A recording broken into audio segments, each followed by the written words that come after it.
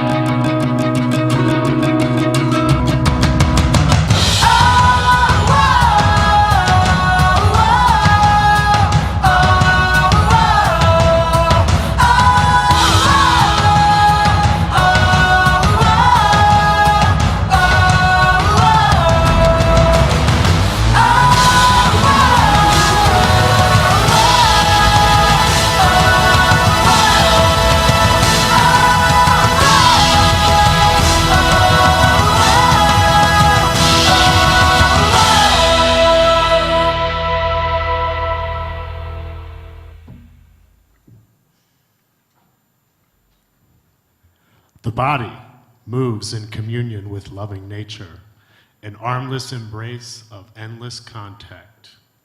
We live in harmony's automatic stage play, with skin like soil, hair like grass, branches for arms and legs of stalk, feet of root, a face brilliant as the sun's smile with a wink of knowing. The brain is a compost heap glorifying what's past. Just like our blood is the air, the cells of studied magic are atoms. The aura is a walking garden then. Married to the earth, the stone surfaces of man, a million and more other gardens. And I say, is there anything unknown beyond that we reject? To awaken means to see it again for the first time. The drama of this play unfolds along the same question. Shall I hide my love or be it fully?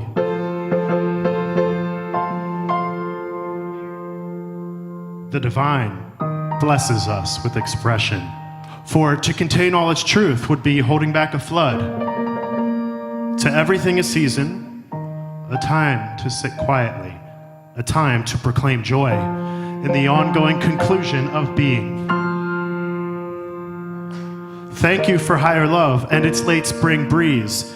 O heavenly air, O majestic pine, O pleasing flower gracing our journey, O lordly mountain, O desert so vast and mystifying, pouring out a call to all those who travel.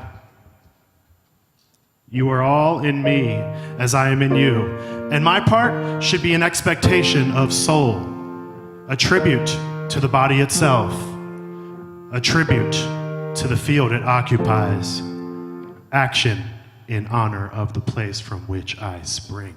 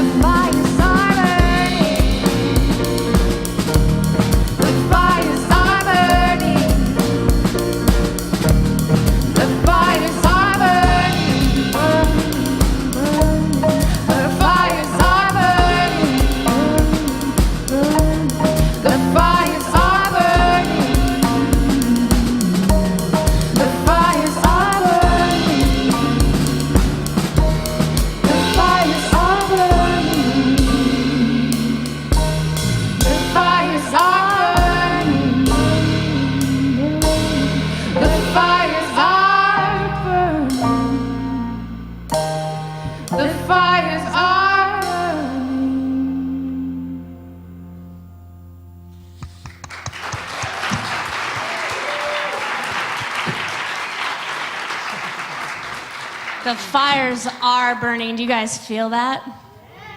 Brothers and sisters, welcome to Alchemist Theatre, where we know that energy cannot be created nor destroyed. It must be transformed. Historically, an alchemist was a metaphysician who transformed base metals into gold. As modern-day alchemists, we are here to transform fear into love. Yes. Now, No matter what higher power you worship, my friends, no matter what you call it, no matter what pronoun you use, no matter what religion you identify or don't identify with, it's all good here. We just ask that you open your heart to having a direct experience of whatever higher power you worship. That is our entire goal here tonight. Amen? Amen. So with that, I ask you to uncross your body, open up your hearts. Tonight's theme is Earth. And your only job is to surrender to the revolution happening within you. And all of the best revolutions start in prayer and meditation. So I invite you now to sit back, relax, and listen to our band.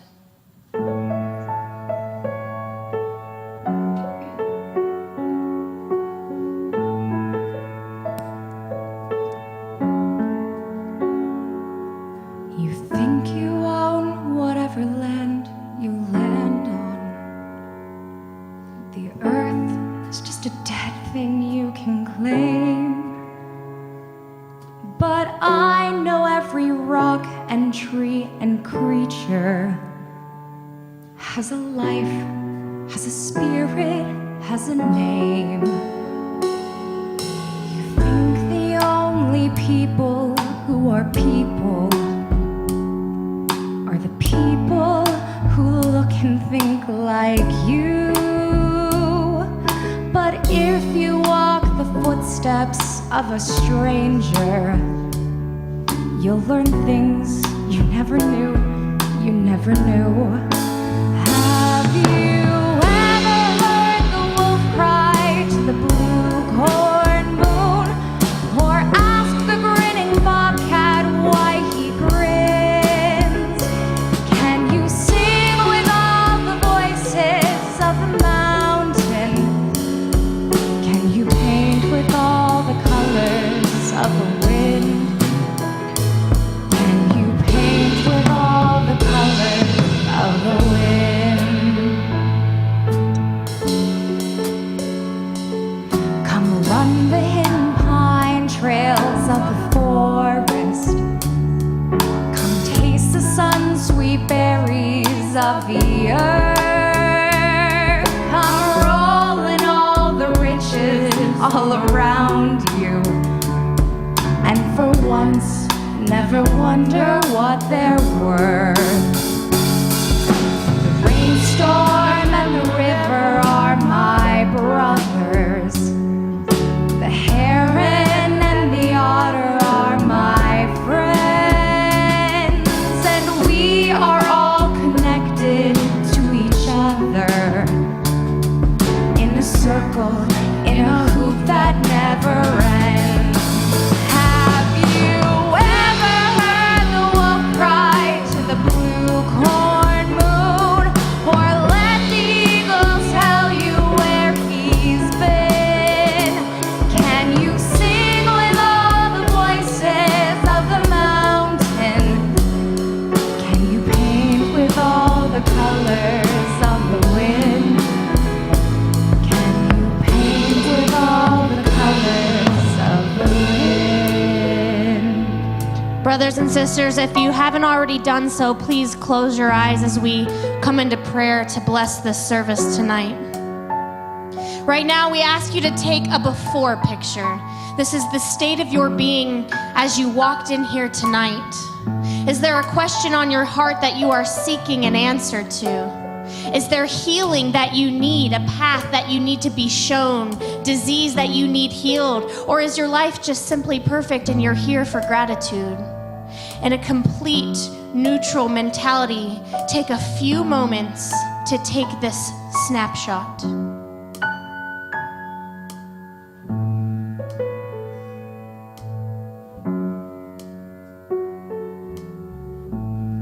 I want you to hold this snapshot in your mind's eye. And I want you to turn it into a little ball of earth. And now I want you to move that little ball of earth from your mind's eye down into the center of your heart, the furnace of the alchemist. And together, we're gonna bless this before picture. Allow your heart to follow my words. Father, Mother God, We proclaim that you and only you are the only one to exist, and you are a good God. You're the only one. And because we exist in this now moment, right now, right now, right now, we proclaim by our very own nature that we are one with you, God. We are one.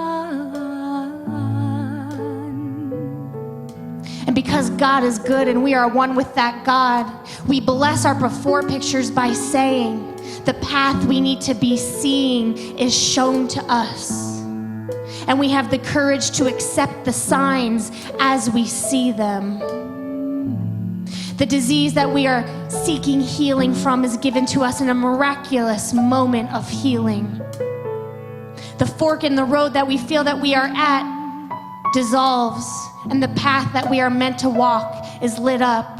Doors that are meant to be closed are closed gently in love, and doors that are meant to be open are blown wide open with Father, Mother, God on the other side pulling us through it.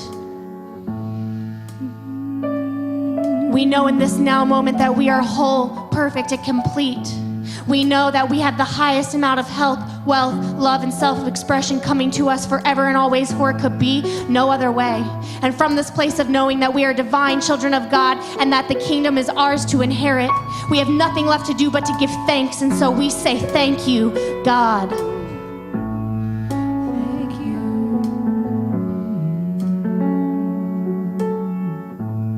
And there is no need to hold on to this prayer, for when we hold on to something, we lose it. And there's no need to hold on to something that is already ours. In infinity, everything that we need is already here. So we switch our consciousness to the channel of God, to the channel of the infinite divine Holy Spirit. And we take this prayer to the top of the Sierra Mountains. We release and let it go, and so it is. Amen.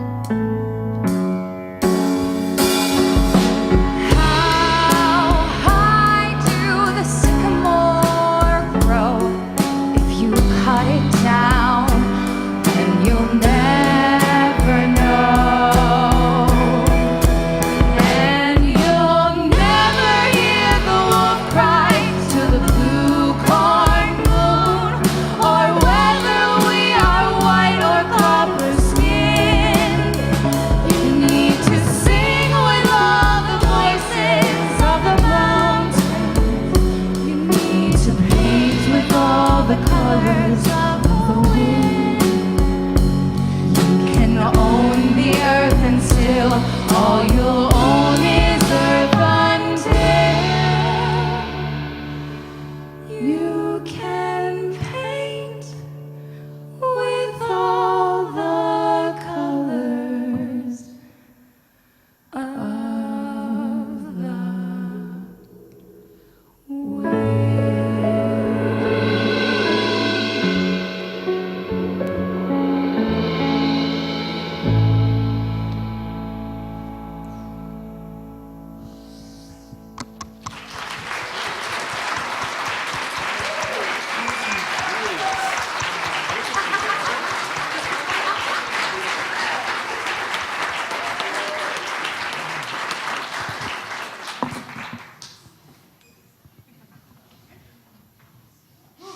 Right?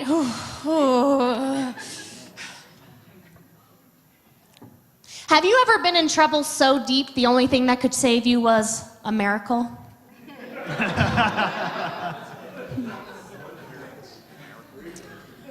Are humans just selfish, materialistic nihilists, carelessly bent on destroying this big, blue, beautiful beast we call home?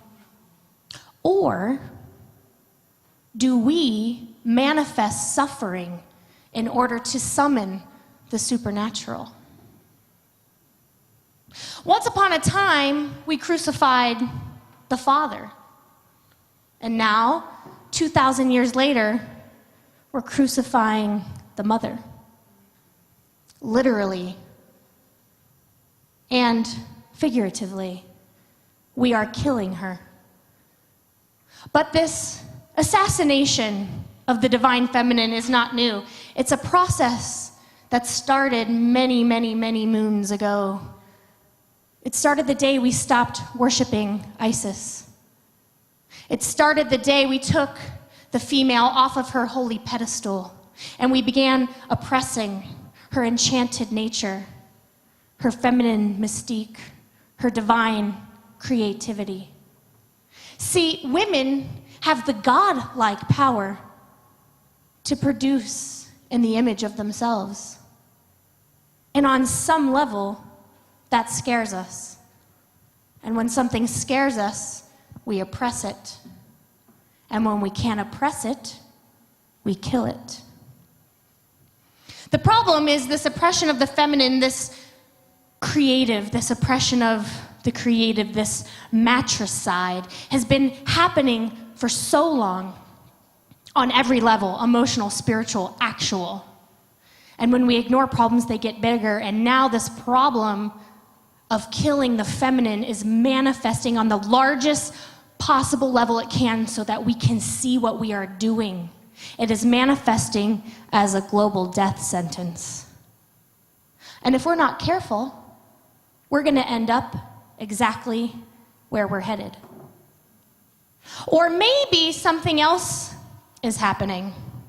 On Sunday, we celebrated Easter, and on Saturday, we celebrate Earth Day. Maybe my crucifixion analogy is more apropos than I first realized. Now, whether we take the story of the crucifixion of Jesus historically and literally, or mythically and metaphorically, what we have is a story of death, a resurrection, and the saving of our souls. See, the thing is Yeshua knew what he was doing. He knew that he would be betrayed, sold for silver, ridiculed, disgraced, beaten, and killed. And he allowed it to happen because he knew that it would manifest a miracle on earth. Yeshua, one of the greatest alchemists of all time, produced a miracle through his death. And it makes me wonder, is Mother Earth up to something similar? And if so, what miracle is she manifesting? I hope you brought your notebooks, y'all, because I'm about to get extra lectury. I have never done anything like this before. Usually I'm so artsy-fartsy sermony, but tonight I have a PowerPoint. I'm sorry. The rest of the sermon will be delivered to you in 3 parts. Part 1, the mama. Part 2, the matricide. And part 3, the miracle. May I have slide number 1? Da da da da. That's not it. Hold for the transition. Thank you, our beloved tech team. Chapter 1, the mama. Here's a word I learned. Anawim. It's from the Old Testament. It means the vulnerable, the oppressed, those of lowly status without earthly power, the ones that we're supposed to be looking out for. There are many in our modern age, but tonight, because our theme is Earth, we will be focusing on the Anawim of women, especially women of color, and especially indigenous women, those most connected to our beloved Earth Mother. See, here's the thing. The original goddesses, they should be held the most high, and yet they are the most attacked in our modern culture. I could give a 90-minute lecture just on this alone, but for the sake of brevity, which almost feels wrong to me, I just chose 3 facts for you. If you look at the wage gap, women make 77 cents to the dollar that every white man makes, but within that, women of color make even less. Black women make 70 cents, and Hispanic women make 61 cents to the dollar. And then you look at their health, and we find that women of color are disproportionately sicker. They have higher rates of diabetes, obesity, heart disease, and forms of cancer, and yet, the most tragic of all, they have less access to health care. Do I really need to prove to you the way that women are not being taken care of in our society? I could have 50 more slides up here, but you know it. While women of color represent 36.3% of the US female population, they account for 53.2% of the uninsured. with Hispanic women having the highest uninsured rates across the country. Which brings me to chapter 2. Oh no, conclusion 1. Back up. Thank God for my slides. The divine feminine is being harmed in our culture and our society, and within that problem exists a greater problem, that the divine females of color, the indigenous women, the ones connected to the earth who hold her wisdom, they're enslaved in a way in which she cannot flourish, she cannot create, she cannot thrive, and she is not being worshipped in a way that allows her to evolve and lead the rest of us into our next phase of evolution. Our current spiritual evolutionary state is worse than stagnation. It's straight up entropy, y'all. Chapter 2, the matricide, the killing of one's mother. Now, there's the original goddesses, and then there's the original goddess, the Mother Earth. Again, I could do 90 minutes just on facts alone of how we are destroying her, but I chose 3. Her soil. Agricultural practices in North America today destroy topsoil at the rate of 6 billion tons per year. If we continue at this rate, in 15 years, the planet's fertile land will be reduced by 1/3. Ugh. Her diversity, species are disappearing at the rate of 1 every 25 minutes. If current rates of destruction continue within the next 100 years, there will be no living species left on the planet, including humankind. Our matricide is our own death. I don't know if we realized that yet. And her womb, in its nuclear testing of bombs since 1945 in the Nevada desert, the US alone has ruptured Mother Earth's womb 845 times. Mother Earth is in great pain, a pain inflicted by her own children as they commit matricide. Conclusion 2, this comes from Matthew Fox in The Coming of the Cosmic Christ. He brings up this great idea of calling a United Species Conference. It's like the UN, but more comprehensive. And there would be 10 million representatives, 1 for every species on the planet, and they would take a vote on this one matter. Should human beings be allowed to continue living on the planet? And most likely the vote would be 999,999,999 to 1, no. The vote would most likely be no, that humans with our own existence, hatred of ourselves, would be banished to some other distant place in the galaxy so that Mother Earth could resume her birthing of beauty, amazement, colors, and health. And it makes me wonder, is Mother Earth and the divine feminine in us all looking at this lesson about how much abuse we'll take before we finally had enough? Chapter 3, the miracle. She is risen. I had no idea that GIF was going to spin. That's awesome. I take full credit for that. The goddess in us all. Are we crucifying she within us? Now, compassion comes from the Hebrew word for womb. So when Jesus told us to be compassionate as your creator in heaven, it was a direct assault on the patriarchy. Jesus was a feminist. That is so awesome. And we look at her restoration. Religion and culture that repress and distorts the maternal will also repress the ancient tradition of God as mother and the goddess in every person. Jesus came to restore that truth to the patriarchal and militaristic culture of his day. He also came to awaken creativity in every person, every mother, male as well as female. The story of his resurrection accomplished the creative awakening at the psychic level, inviting all humans to let go of their fear of death so that we can get on with our divine destiny, which is to create. I love this vibe of Easter and Earth Day together. I'm really starting to see how well they go together. Conclusion 3, also from The Coming of the Cosmic Christ. What does it take to bring the healthy mother back into balance with the healthy father in us all?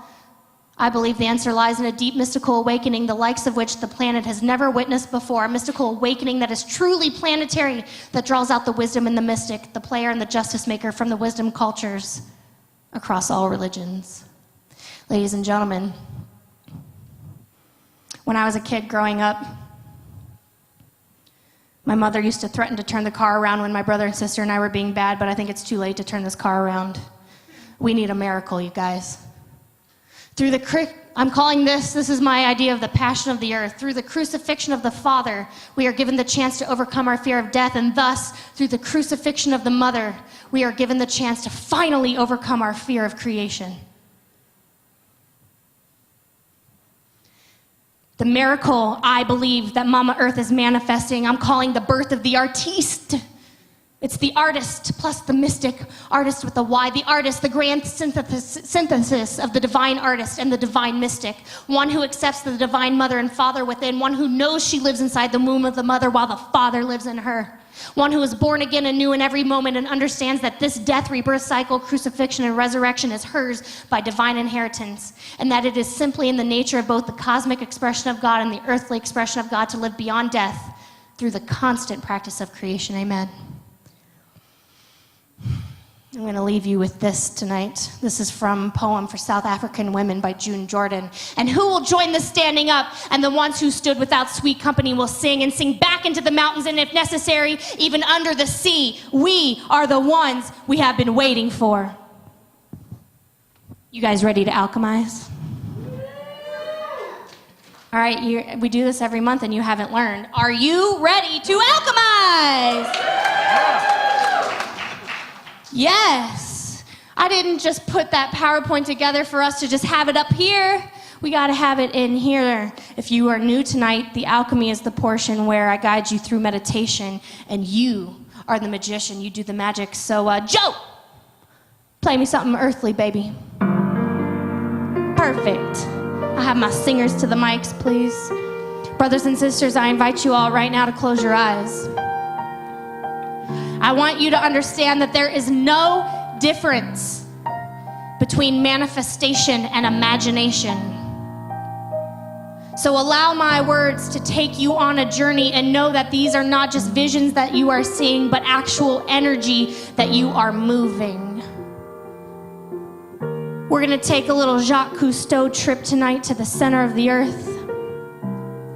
I want you to start on the top of a mountain at Lake Tahoe. And I want you to begin to allow yourself to fall through the outer layer of the earth. We call it the crust. And when you get to the bottom, I want you to hold it here for a minute. See that your crust is solid and made of earth. It's the image that you present to the world. I want you to admire the beauty of your crust.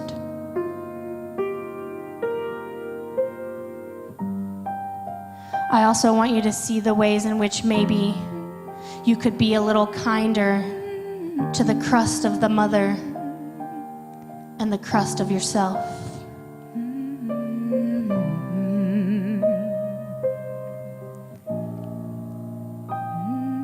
I want you to release the forgiveness of all of the lessons you have learned about how to be kinder into the soil, and watch as the power, the creative power of earth changes it into something beautiful. A lesson learned is a flower grown. I want you to journey now to the next layer of the earth. It's called the mantle. It's got a plastic-like consistency, magma. It's not quite liquid. It's not quite solid, but boy, is it hot. I want you to allow this plastic-like mantle to take a mold of you.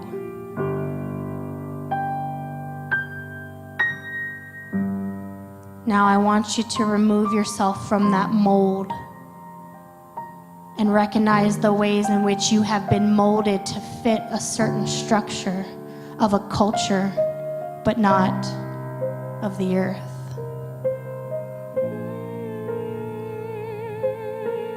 I want you to send love and forgiveness from your heart into that mold and watch as the magma dissolves it.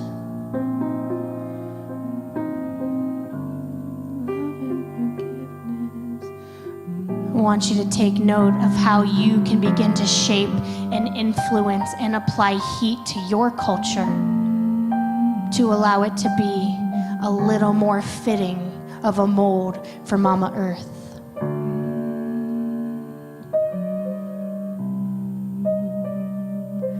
Next, we travel even lower to what's called the outer core. It's even hotter, and it's made of nickel.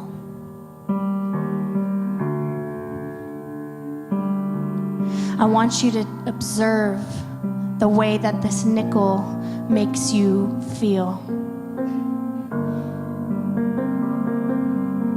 I want you to travel within the outer core of yourself into your third and fifth chakras and draw a line between your third chakra at your solar plexus and the fifth chakra at your throat, and allow Mama Earth to send you visions of the thing that she wants you creating on her surface.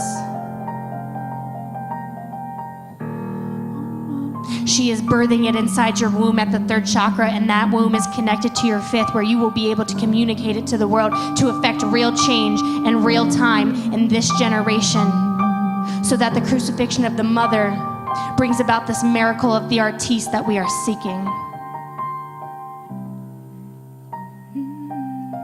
And finally, we journey to the final layer, the absolute center of the earth, the inner core, the inner core, the inner core.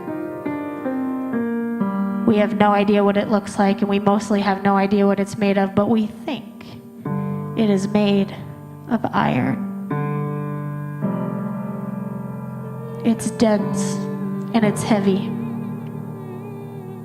and it creates the magnetic field that emanates from Mama Earth as she rotates around our sun. And it's connected directly to the magnetism of your heart, which brings about all of the miracles that you are manifesting in your life. Travel to your inner core, which is your fourth chakra, your heart, and begin emanating iron strength from the center of yourself. And it moves outward like a torus, circling around your body and back in. And you realize that you are now at the center of the earth as Mama Earth emanates, and you are emanating from your heart. You are in the core, in the core, in your core.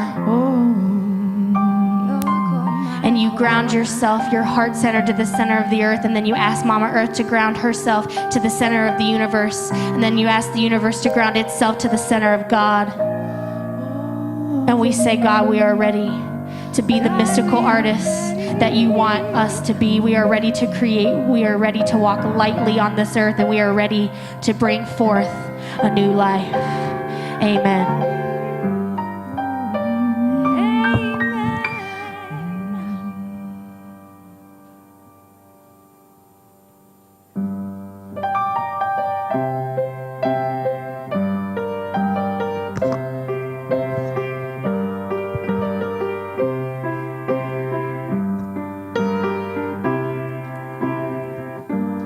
What about sunrise? What about rain? What about all the things that you said we were to claim? What about killing fields? Is there a time? What about all the things that you said were yours and mine? Did you ever stop to notice all the blood we've shed before? Did you ever stop to notice the crying earth, the weeping shore?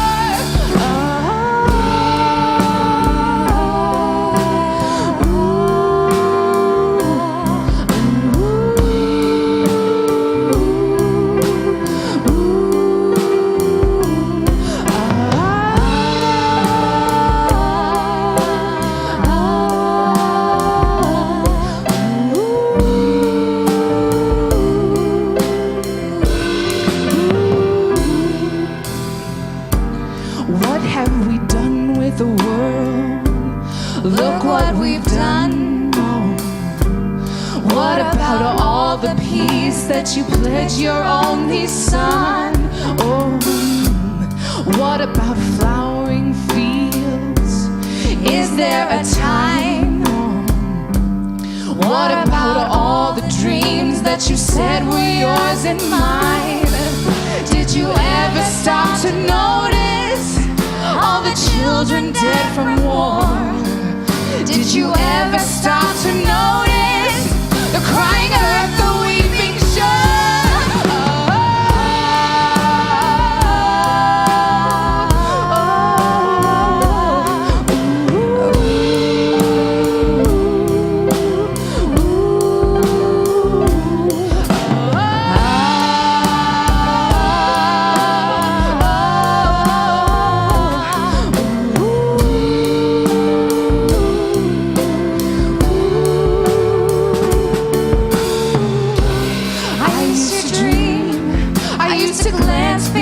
stars.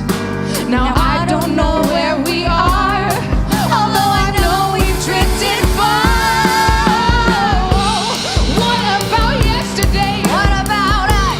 What about the seas? What about us? The heavens are falling down. What about us? Oh, I can't even breathe. Oh, what about us? What about apathy? What about us? Oh, I need you. What about us? Oh, what about nature's work? What about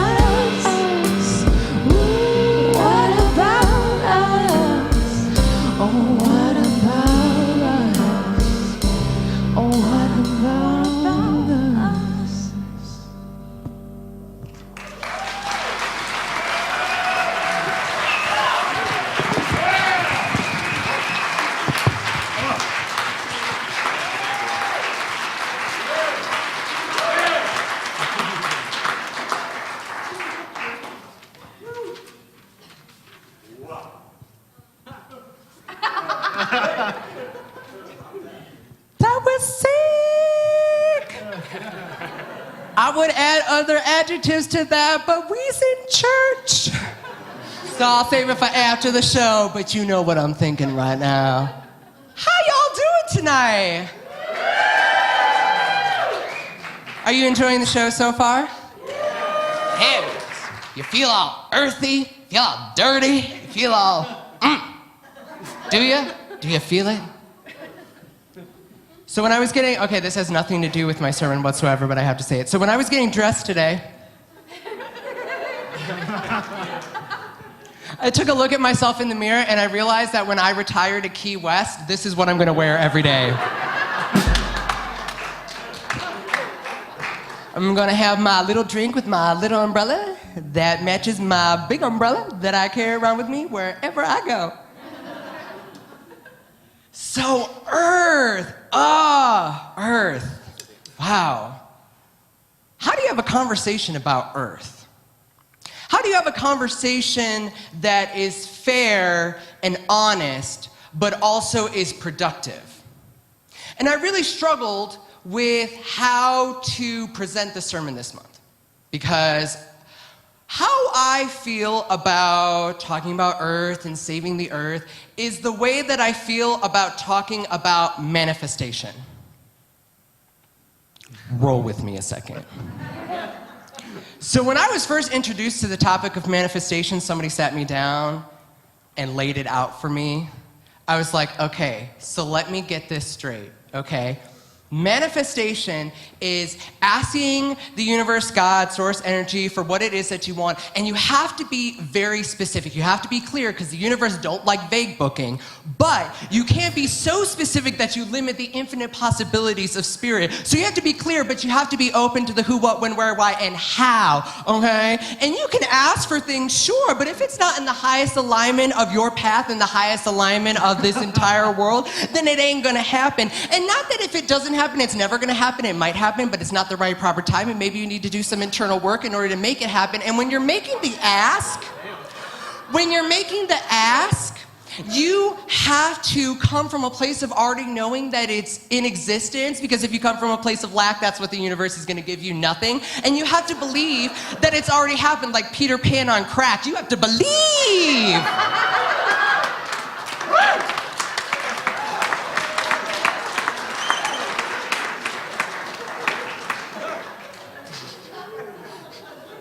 That's how I feel when we talk about planet Earth. Because let me get this straight. Something I don't often do.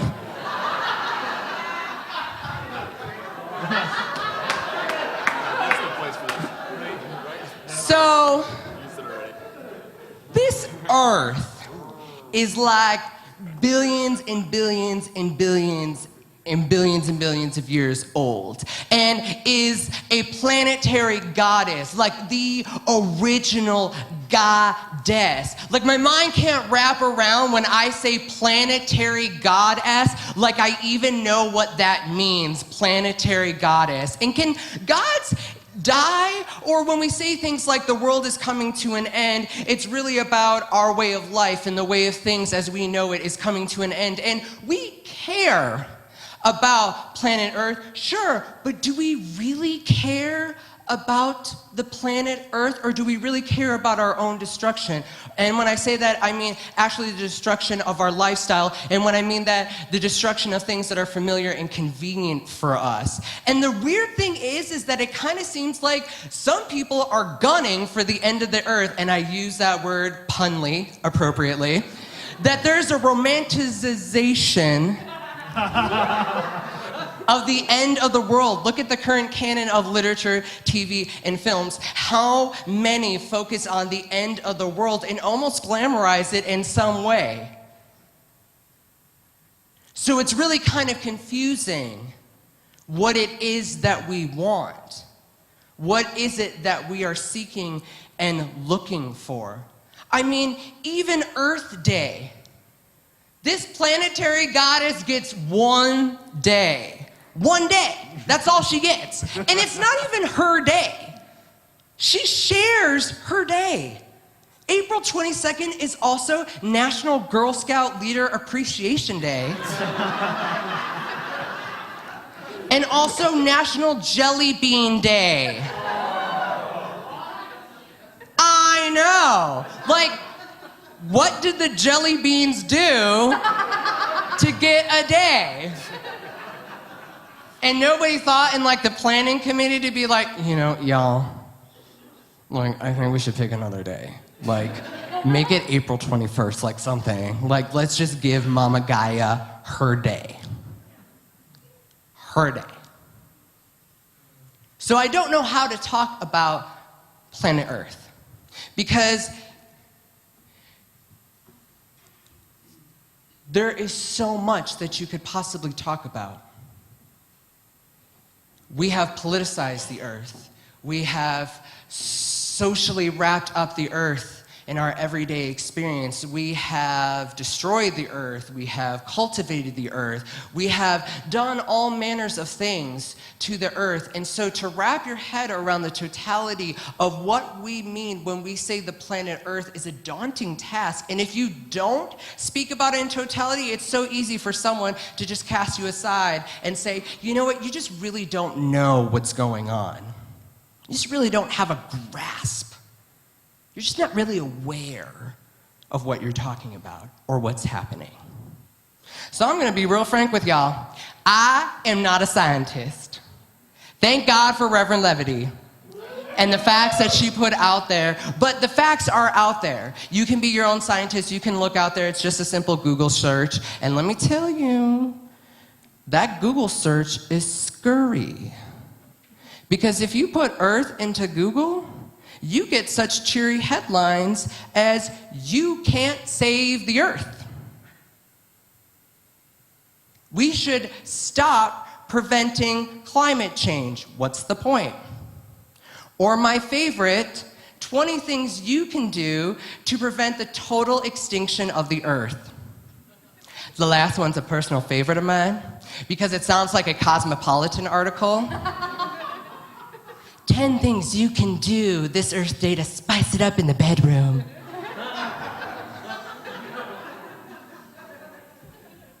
And I'll admit, it's a little weird talking about Mama Gaia because I'm a man, and so I'm afraid that anything that I say about her will just be another version of mansplaining. I know. And also, how could I possibly know what Mama Gaia wants? What is in her best interest? What is the right and perfect thing to do? And I think, as I move forward with this sermon, all I'm going to do is share what I think, because I don't know. I really don't. I realized that when writing this sermon that I am a man who's 30 years old who is just trying to figure out how to heal his relationship with his mother. I'm not the spokesperson for Mama Earth. She hasn't divined any messages through me to impart on you this evening. But the messages are always there. And just like my own relationship with my mama, when sometimes she calls me and I don't call her back for 6 months. Mama, if you're watching, I love you.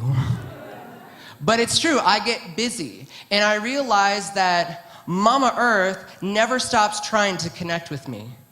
And she sends all of the relatives,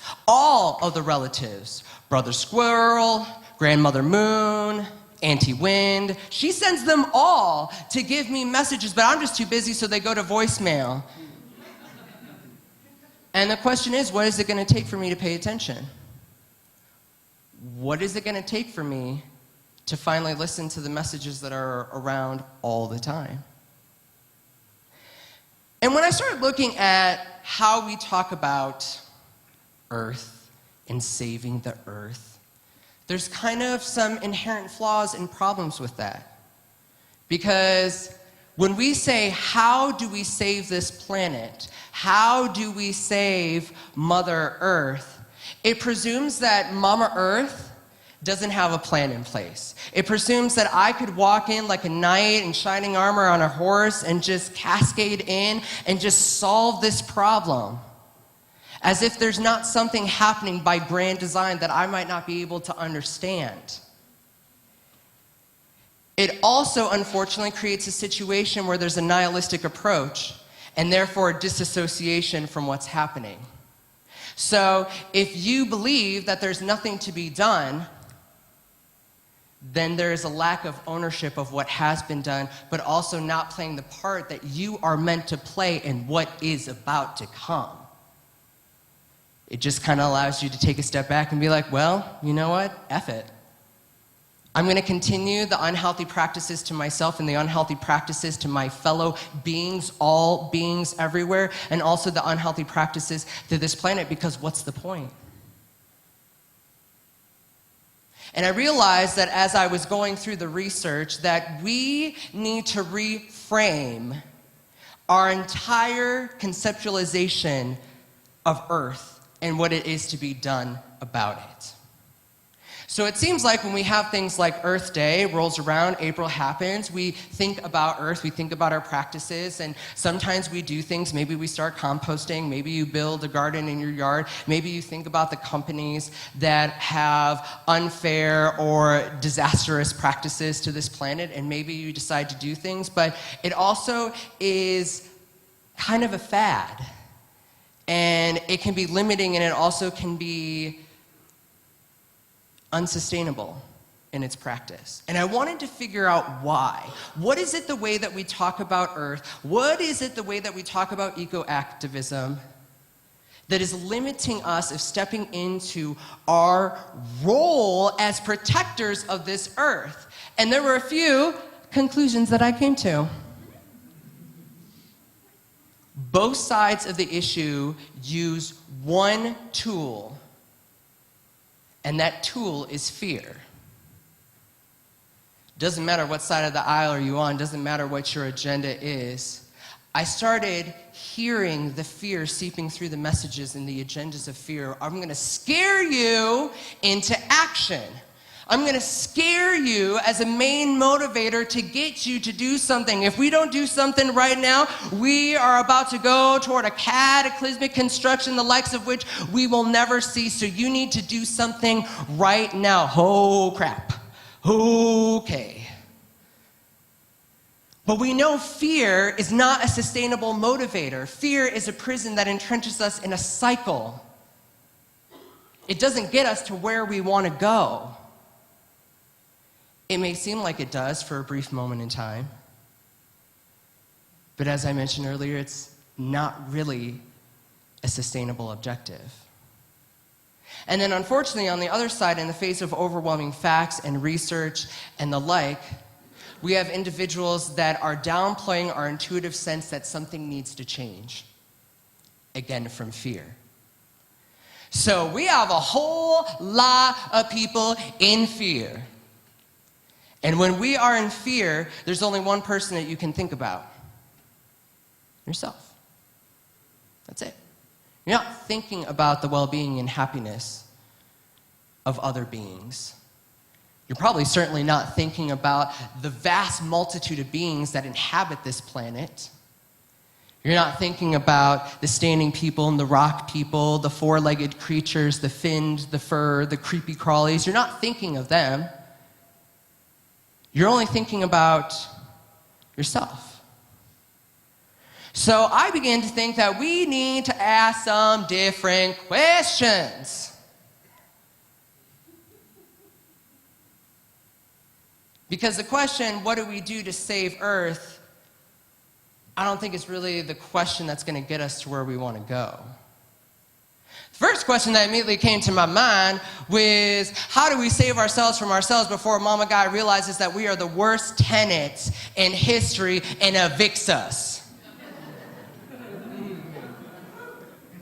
But then I realized that that's not really fair, because we use the term we, and we as a royal we is problematic because it generalizes all of us on the same plane. And the truth of the matter is, we do not all have the same history. We do not all have the same relationship to Mother Earth. We don't have the same history of atrocities that we've committed to indigenous people, to this land. The choices that we continue made to exploit this land for its riches, for its resources, without care or concern of replenishing and replacing. So the first thing I feel like we need to do is we need to own up to the mistakes. Not that we're bad people. I think we're so in fear. If I use the analogy of a mother, sometimes when I was growing up, as Jess mentioned, you do something that's so awful that you need a miracle. And have you ever done something so awful that you've run from it your whole life because you're so afraid of what will happen when you face your mistakes and own up to it? How am I going to face a planetary goddess and come clean about the ways in which I've been unloving? The mistakes that I have made, the mistakes that I have continued to make. I am so afraid that my mom will reject me. I am so afraid that one day Guy is going to wake up and be like, I don't love you no more.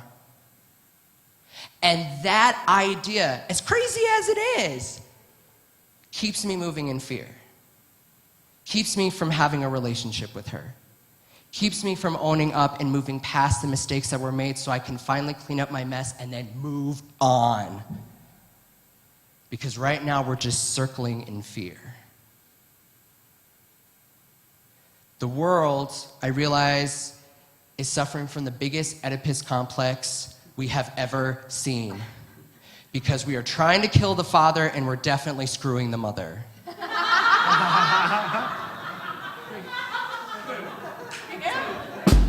Thank you. Thank you.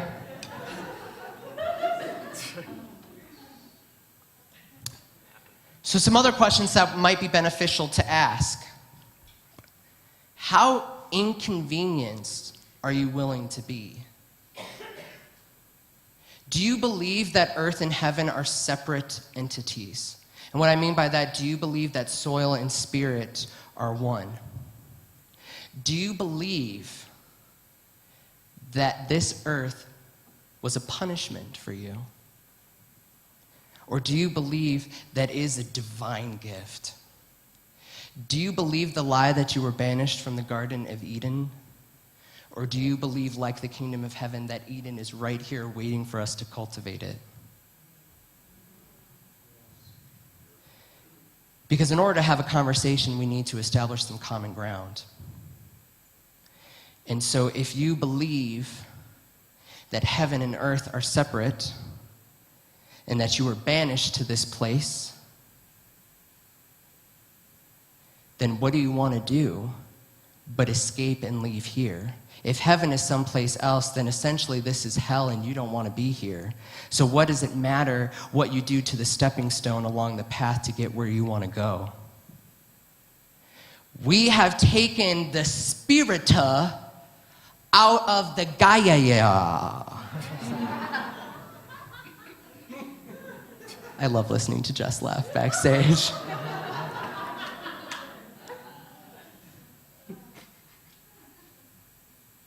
So as I mentioned earlier, that fear is a useless tactic in getting to have real sustainable change. The other thing I noticed in the striving to change people's ways is education. I think there's a fundamental belief in eco-activism that with enough education, people will change their ways. And I think that education is an important component of any movement, of anything that you do, but it's also only goes so far. So if fear is a limiting, motivating factor that doesn't create sustainable change and keeps us imprisoned, then the opposite of fear, the thing that could actually help liberate us and get us to where we would want to go is love. Yes. When I worked at Planned Parenthood, education, super important. Let me show you how to put on a condom, super important. Let me tell you about unplanned pregnancy and STDs and STIs, super important. But the thing that made a difference when I worked with my kids was loving them. That's what made the difference. Me listening to them when they felt like no adult in their lives ever took the time to listen to them. That's what made the difference in the choices that they decided to make. Feeling empowered that they had control and ownership over their lives and that they had choices. And they had choices that they could make that would take them to places that they wanted to go. That is what made the difference. So when we talk about eco-activism, education is important. But as Andrew Harvey talks about in his book, Sacred Activism, he was sitting down with the CEO of a multi-billion-dollar conglomeration that had some of the most devastating practices on this earth in terms of what it did for pollution, exploitation of resources, destruction of land and indigenous people. And he sat Andrew Harvey down and said, listen, I need to let you know there's a fallacy and a flaw in your thinking. You believe that I am unaware of what my company does and the devastation and impact it has on this planet, and I am here to tell you there is no one on this earth that knows more about what my company does to this planet than me. And I am more afraid of unhappy shareholders, bottom lines, employees, and losing the convenience of the life that I have created myself more than I am about the destruction of this planet.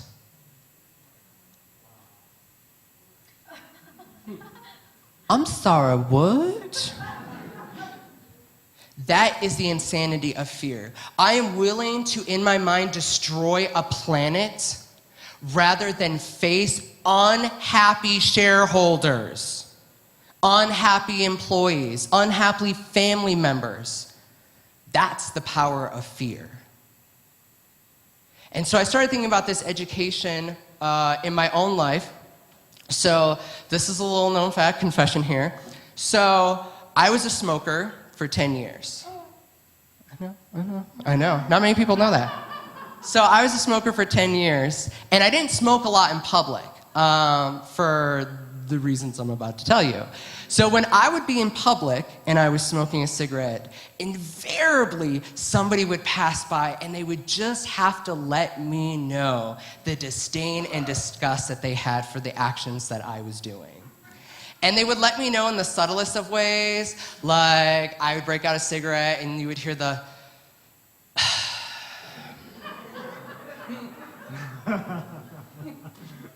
or they would up the ante a little bit, and they would do the like cough.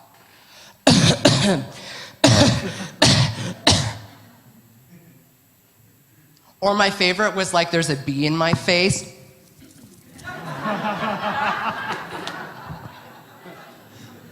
Or my favorite is they would just get to the point and be like, you know those things are gonna kill you, right? Do you know who is the most educated person about the ill effects of smoking? Smokers! They live it! They do it! They know it, okay? They know it. They know it. You ain't revealing nothing to them. Have you ever had a situation where you have gone to someone and said those things will kill you, and they're like, oh my God? Thank you. You know what? I thought the warning label was a parody. I thought the warning label was what would happen if I stopped smoking. Oh, you know what? That man at the 7-Eleven lied to me. He said the menthol in these cigarettes would open up my bronchial tubes. Dare they?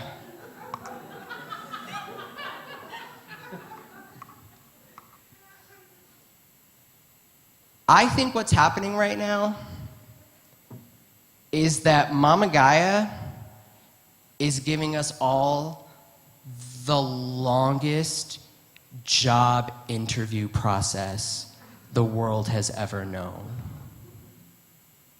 Because if you believe that God created this world and blessed it and imbued this incredible planetary goddess with the power of creation and all was good, Mama Gaia don't need no saviors. What she needs is stewards. She needs people to properly manage the order of creation and maintain the natural hierarchy. We don't have, at least in my mind, a creation problem. We have a distribution problem. It is a problem that the majority of people in this world live without housing, without food, when we know full well that there's enough food on this planet to feed every single being. That is a distribution problem. We have the creative power of God within us, which means that we can create awful, terrible things to assure our destruction. This problem, in my estimation, will not be solved intellectually. It will not be solved by thinking about the problem.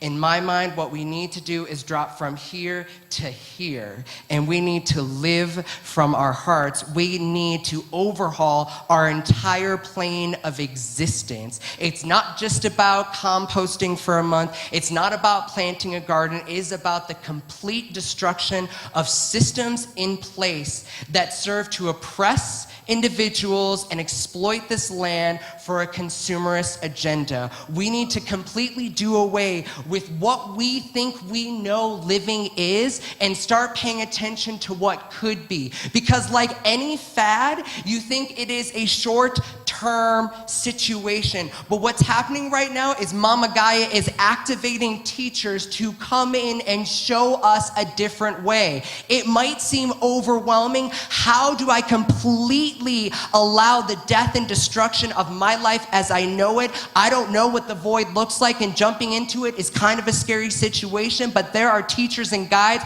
who are going to lead us there. They are going to show us a way to live. Reverend Levity beautifully talked about the crucifixion of Jesus Christ, and while he was on that cross, he cried out to his Father, "Forgive them, they know not what they do." And right now we are crucifying the mother, and she is saying to herself, "Forgive them, they do not know what they're missing out on." Because what would it be like? Jesus Christ died on the cross for the Christ energy to come with us so that we might have a direct relationship with the Heavenly Father. And right now there is a new way of living that is coming into existence. Mother Gaia is giving birth to a new planet. That's what she's giving birth to. And on this new planet, certain stuff ain't gonna fly. And this is where the job interview comes into play. Because certain things that have gotten us into this situation cannot be carried over into the new world. It ain't allowed. We need to live in our heart and walk that one-hearted path. We need to.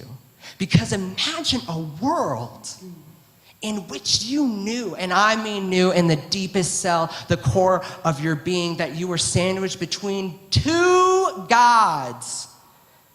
Heavenly Father, earthly mother, and that all of your needs were taken care of. That you had everything you could possibly need and you would want for nothing. There would be no need for war or aggression, competition, comparison, because you would have all of your needs met. And you know what? You would never feel alone. You would never feel like you're going through this world by yourself. You would never feel like you're facing the calamities of this world by yourself. Because when you truly understand the oneness of nature, you realize that everybody is your family and everybody wants the highest good for you because they unconditionally love you. That is the Christ energy. So first, loving ourselves, owning up to the mistakes so that we can move through it, so that we can then love one another and love this planet and love our life in a way that is sustainable. Not just something that's going to last for a month, but something that is going to last for all eternity. Right? So I don't know many things, ladies and gentlemen. But there's one thing that I know. I know that God created this blessed earth, and it is good. I know that I work for God, and I know that my vocation is a steward of this earth. And you know what my business ethics is? It is a one-hearted path of unconditional love. God bless.